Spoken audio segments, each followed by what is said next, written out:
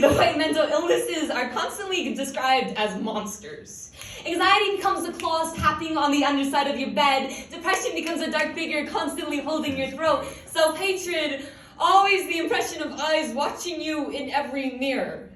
And I find it funny not because I haven't had time to sit down with these figures and share secrets in the middle of the night. I mean, I have.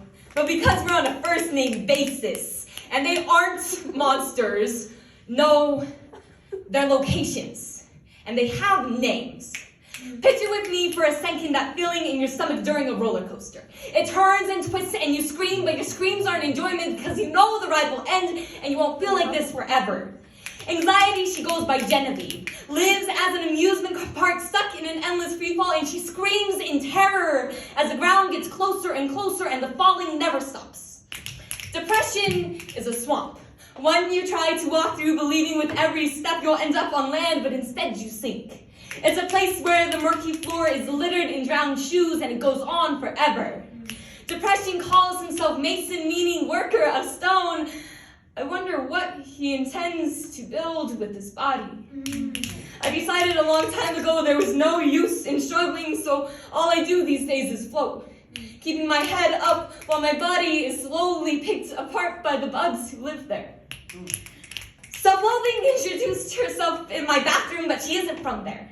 She calls herself Helen, victim of the Trojan War. She dwells in the dining room. And she's always setting the table, contemplating which side of the plate the fork and spoon go on. She can never remember. Nor, it seems, she can ever sit down. She's restless and listless and has become an empty shell. She only smiles at three things these days: my hunger, the knives on the right side of the plate, and the open window. I wish she would either sit or leave, but standing, she calls this home. So I let her stay.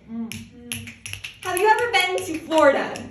Home to the alligators and rain and miserable-looking people. But also swamps, roller coasters, and at least one dining room. Even if it's just those plastic outdoor tables set up in an empty room, it's a place where Genevieve, Mason, and Helen all gather. They invite me over, and this is where we share secrets. Anxiety talks about the claws she seems to be growing. Depression towers over us all, even while hunched. And self-loathing goes comatose sometimes, staring directly at me in the mirror.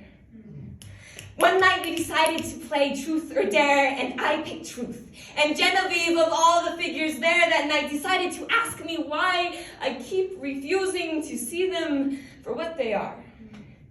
And maybe it's because it was late, or I was feeling honest for once, and I decided to answer to the empty bedroom that is completely mine.